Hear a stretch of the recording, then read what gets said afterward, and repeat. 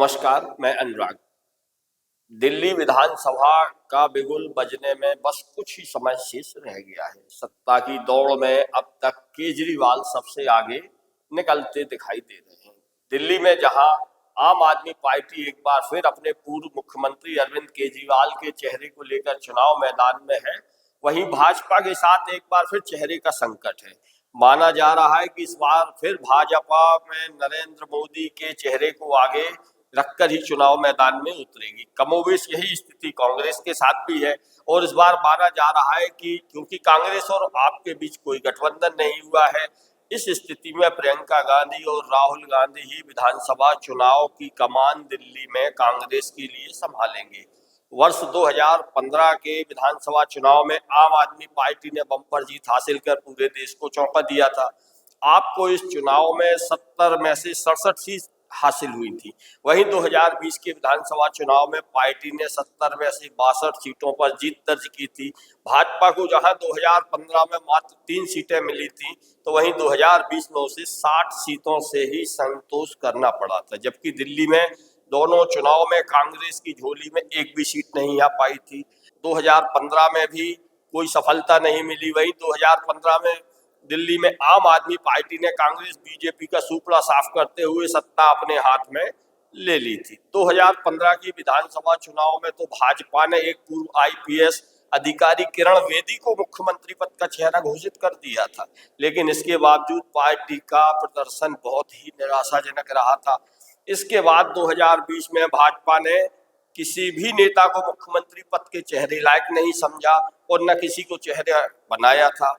इसके बाद भी उसे मात्र 8 सीटें ही मिल पाई थी, जबकि पूरा केंद्रीय मंत्रिमंडल से लेकर कई राज्यों के मुख्यमंत्री तक भाजपा के प्रचार में जुटे रहे थे। अब दिल्ली विधानसभा का मौजूदा कार्यकाल 23 फरवरी 2025 को खत्म हो रहा है।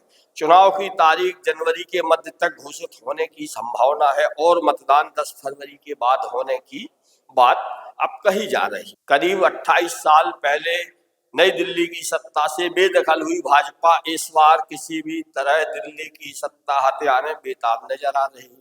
पर भाजपा के सामने सबसे बड़ा संकट यह है कि पिछले 3 चुनावों में कई दफा चुनाव हार चुके नेता एक बार फिर टिकट की दावेदारी कर रहे हैं, जबकि पार्टी में अब नए चेहरों को आगे लाने का भी दबाव बढ़ रहा है।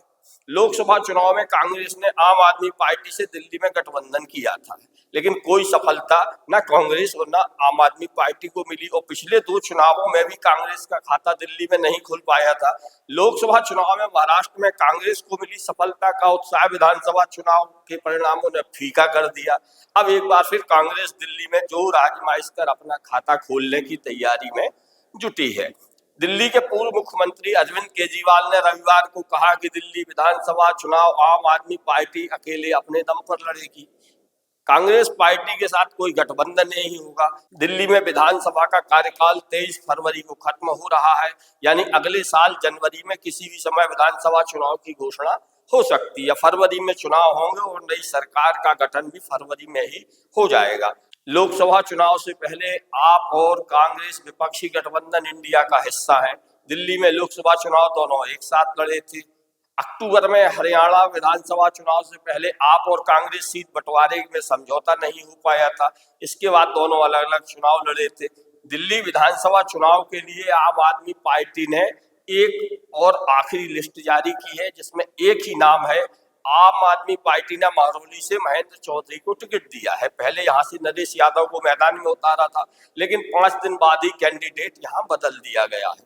आम आदमी पार्टी ने 21 नवंबर से 15 दिसंबर के बीच यानी 25 दिनों में कुल 4 लिस्ट में 70 प्रत्याशियों के नाम घोषित किए थे। इस बार बताया जा रहा है कि मौजूदा विधायकों में से 26 के टिकट काट दिए गए हैं। 4 विधायकों की सीट बदल दी गई है। नरेला से दिनेश भारद्वाज, बुराड़ी से संजीव झा, तिमारपुर से सुरेंद्र पाल सिंह बिट्टू, आदर्श नगर से मुकेश गोयल, बादली से राजेश यादव और ठाला से महेंद्र गोयल, बवाना सुरक्षित सीट से जय भगवान, मुंडका से जसवीर कालरा, किराड़ी से अनिल झा, सुल्तानपुर माजरा सुरक्षित सीट से मुकेश कुमार अहलावत, नांगलोई जाट सीट से रघुविंदर शौकीन, मंगोलपुरी सुरक्षित सीट से राकेश जाटव धर्म रक्षक, रोहिणी से प्रदीप मित्तल, शालीमार बाग से वंदना कुमारी, सकूर बस्ती से सत्येंद्र कुमार जैन, त्रिनगर से प्रीति तोमर, वजीरपुर से राजेश गुप्ता, मॉडल टाउन से अखिलेश त्रिपाठी, सदर बाजार से सोमनाथ और चांदनी बाजार चौक से पूरनदीप सिंह साइनी को टिकट दिया गया है। वहीं मटियाला सीट से शोएब इकबाल, बल्ली मारान से इमरान हुसैन, करोल बाग से विशेष रवि, पटेल नगर सुरक्षित सीट से परवेश रतन, मोती नगर से शिवचरण गोयल, मादीपुर सुरक्षित सीट से राखी बिड़ला, राजौरी गार्डन से धनवती चंदेला, हरिनगर से राजकुमारी ढिल्लन, तिलक नगर से जर्नैल सिंह, जनकपुरी से प्रवीण कुमार, विकासपुरी से महेंद्र यादव, उत्तम नगर से पूजा नरेश बालियान, द्वारका से विनय मिश्रा, मटियाला से सुमेश शौकीन, नजफगढ़ से तरुण यादव, विश्वासन से सुरेंद्र भारद्वाज, पालम से जोगिंदर सोलंकी, दिल्ली कैंट से वीरेंद्र सिंह कादियान, राजेंद्र नगर से दुर्गेश पाठक को टिकट दिया गया है। नई दिल्ली सीट से खुद पूर्व मुख्यमंत्री अरविंद केजरीवाल चुनाव लड़ेंगे, जहां उनके सामने पूर्व मुख्यमंत्री शीला दीक्षित के पुत्र और पूर्व सांसद संदीप दीक्षित सामने होंगे। वहीं जंगपुरा से मनीष सिसोदिया को टिकट दिया गया है। कस्तूरबा नगर से रमेश पहलवान, मालवीय नगर से सोमनाथ भारती, आर के पुरम से प्रमिला टोकस, महरौली से महेंद्र चौधरी, छतरपुर से ब्रह्मा सिंह तंवर, देवली सुरक्षित सीट से प्रेम कुमार चौहान व अम्बेडकर नगर सुरक्षित सीट से अजय दत्त को टिकट दिया गया है। वहीं संगम बिहार से दिनेश मोहनिया, ग्रेटर कैलाश से एक बार फिर सौरव भारद्वाज को टिकट दिया है, जबकि वर्तमान मुख्यमंत्री आतिशी कालकाजी सीट से चुनाव लड़ेंगी। तुगलकाबाद से सहीराम, बदरपुर से राम सह नेताजी, ओखला से अमानतुल्ला खान, त्रिलोकपुरी से अंजना सह, कुंडली सुरक्षित सीट से कुलदीप कुमार, पटवड़गंज से अवध ओझा को टिकट दिया गया। यहाँ से पहले मनीष सिसोदिया विधायक थे। लक्ष्मी नगर से बीबी त्यागी, विश्वास नगर से दीपक सिंगला, कृष्णा नगर से विकास बग्गा, गांधी नगर से नवीन चौधरी दीपू, साहेदरा से जितेंद्र सिंह संटी, सीमापुरी सुरक्षित विधानसभा सीट से वीर सिंह धीगान, रोहतास नगर से सरिता सिंह, सीलमपुर से चौधरी जुबेर अहमद, घोड़ा से गौरव शर्मा, बावरपुर से गोपाल राय, गोकलपुर सुरक्षित सीट से सुरेंद्र कुमार, मुस्तफाबाद से आदिल अहमद खान और करावल से मनोज त्यागी चुनाव में अपनी किस्मत आजमाएंगे। दिल्ली के विधानसभा चुनाव के लिए कांग्रेस ने भी अपने 21 उम्मीदवारों की पहली लिस्ट जारी कर दी है, जबकि अब तक भाजपा की टिकट का कोई अता पता नहीं है। पूर्व मुख्यमंत्री अरविंद केजरीवाल के खिलाफ संदीप दीक्षित मैदान में उतरेंगे।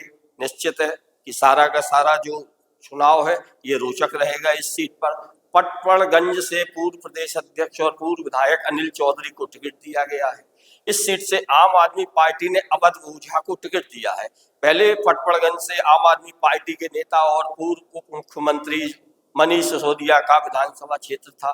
कांग्रेस ने नरेला से अरुणा कुमारी, बुराड़ी से मंगेश त्यागी, आदर्श नगर से शिवंग सिंघल, बदली से देवेंद्र यादव, सुल्तानपुर माजरा से जय किशन, नांगलोई जाट से रोहित चौधरी, शालीमार बाग से प्रवीण जैन, वजीरपुर से रागनी नायक, सदर बाजार से अनिल भारद्वाज को टिकट दिया है, जबकि चांदनी चौक विधानसभा क्षेत्र से मुदित अग्रवाल, बल्ली मारान से हारून यूसुफ, तिलक नगर से पीएस बाबा, द्वारका से आदर्श शास्त्री, नई दिल्ली से संदीप दीक्षित, कस्तूरबा नगर से अभिषेक दत्त, छतरपुर से राजेंद्र तंवर और अंबेडकर नगर से जयप्रकाश को उम्मीदवार अभी बनाया गया है। कांग्रेस ने ग्रेटर कैलाश विधानसभा सीट पर गर्वित सिंघवी, पटवड़गंज सीट पर अनिल कुमार, सीलमपुर सीट पर अब्दुल रहमान और मुस्तफाबाद सीट पर अली मेहंदी को अपना प्रत्याशी घोषित किया है। दिल्ली विधानसभा चुनाव को लेकर बीजेपी के उम्मीदवारों पर सबकी नजर है। बीजेपी ने इस बार दिल्ली चुनाव में नारा दिया है कि दिल्ली में आ रही है बीजेपी। दिल्ली में आम आदमी पार्टी के खिलाफ जिस तरह की नाराजगी का प्रचार भाजपा कर रही है, उससे वह पूरी आश्वस्त भी है कि इस बार दिल्ली पर उसका कब्जा होगा और उसे शासन करने का मौका इस बार जनता दे सकती है। बीजेपी में इसको लेकर उत्साह भी है, लेकिन फिर भी पार्टी हर स्तर पर फूक फूक कर कदम रख रही है, क्योंकि पिछले 2 चुनावों में वह अपना हश्र यहाँ पर देख चुकी है। उम्मीदवारों के चयन के लिए पार्टी में कई स्तर पर बैठकें भी हो चुकी हैं और उम्मीदवारों की सूची पर काम भी आगे बढ़ चुका है, ऐसा अब तक बताया जा रहा है। बताया गया है कि बीजेपी के उम्मीदवारों की सूची इस महीने के आखिरी तक आ सकती है, जिसमें पार्टी नए चेहरों पर दांव लगा सकती है। बीजेपी की दिल्ली इकाई के एक शीर्ष पदाधिकारी ने कहा कि राष्ट्रीय नेतृत्व द्वारा उम्मीदवारों के चयन पर अंतिम दौर की बैठकें अभी भी होनी बाकी है। ये बैठकें संसद सत्र समाप्त होने के बाद होनी थी, लेकिन अब तक नहीं हो पाई है। कारण वो भी नहीं बता पाए हैं। बताया जा रहा है कि उम्मीदवारों के चयन की प्रक्रिया अंतिम चरण में है और प्रत्येक सीट से 3 संभावित उम्मीदवारों की सूची पहले ही बना ली गई है। बीजेपी के एक वरिष्ठ नेता ने यह भी कहा कि इस बार संभावना है कि पार्टी महिलाओं और युवाओं समेत नए चेहरों पर ज्यादा से ज्यादा दांव लगाएगी, जिनकी जमीनी स्तर पर पकड़ मजबूत हो और क्षेत्रों में लोगों के बीच पहुंच भी हो। बताया जा रहा है कि इनमें कई ऐसे लोग हैं जिन्होंने अब तक कोई चुनाव ही नहीं लड़ा। इसके अलावा बीजेपी ने दिल्ली में जिन 6 सांसदों का इस बार लोकसभा में टिकट काट दिया था, उन्हें भी विधानसभा चुनाव लड़ाए जाने की संभावना जताई जा रही है। कहा जा रहा है कि अधिक बार चुनाव हार चुके वरिष्ठ नेताओं पर पार्टी इस बार दांव लगाने के मूड में नहीं है। पिछले चुनावों में नजदीक मुकाबलों में हारने वालों की इस बार काफी जांच पड़ताल की जा रही है। सूत्रों का कहना है कि इस बार जीतने की संभावना प्रमुख कारक होगी, क्योंकि शीर्ष नेता सर्वेक्षणों और जमीनी स्तर से मिली रिपोर्ट जैसे प्रामाणिक फीडबैक तंत्रों से प्राप्त सूचनाओं के आधार पर अपना अंतिम फैसला लेगा। माना जा रहा है कि हर हाल में भाजपा इस महीने के अंत तक अपनी पहली सूची जारी कर देगी। इसके अलावा भाजपा में कई बाहर से आए नेताओं को भी टिकट देने का दबाव है। इनमें दिल्ली कांग्रेस के पूर्व अध्यक्ष हरविंदर सिंह लवली और आप सरकार के पूर्व मंत्री कैलाश गहलोत भी शामिल हैं। दिल्ली में 1998 में सत्ता से बाहर हुई थी बीजेपी अब सत्तारूढ़ आपको हराने के लिए हर संभव दांव पेच अपना रही है। चुनाव की तारीख जनवरी के मध्य तक घोषित होने की संभावना है और मतदान 10 फरवरी के बाद होने की बात कही जा रही है। दिल्ली के चुनावी रण में कूदने के लिए बेताब भाजपा जहां अब तक अपनी पहली सूची भी जारी नहीं कर सकी है, तो कांग्रेस महज एक ही सूची पर अटक कर रह गई है। वहीं चुनाव से पहले केजरीवाल ने एक तीसरी बड़ी घोषणा भी कर दी है। अब दिल्ली में 60 साल से ऊपर के बुजुर्गों का मुफ्त इलाज होगा। आम आदमी पार्टी के संयोजक अरविंद केजरीवाल ने बुजुर्गों के लिए संजीवनी योजना का ऐलान किया है। दिल्ली विधानसभा चुनाव से पहले केजरीवाल ने इस तरह की घोषणा कर भाजपा कांग्रेस को परेशान कर दिया है। केजरीवाल ने साफ किया कि ये इलाज सभी बुजुर्गों के लिए मुफ्त होगा, चाहे वो किसी भी कैटेगरी में आते हो। इससे पहले केजरीवाल बुजुर्गों के लिए 2500 रुपए पेंशन, ऑटो वालों के लिए 5 लाख तक का बीमा की घोषणा कर चुके हैं। अब राजनीतिक हलकों में सबसे पहले भाजपा की आने वाली सूची का इंतजार किया जा रहा है। इसके बाद ही कांग्रेस की सूची आने की उम्मीद है और इसके बाद जब फाइनल स्थिति बनेगी तब सारी स्थिति स्पष्ट होगी कि कौन किसके सामने होगा और दिल्ली की सत्ता किसके हाथ में जाएगी। नमस्कार, मैं अनुराग।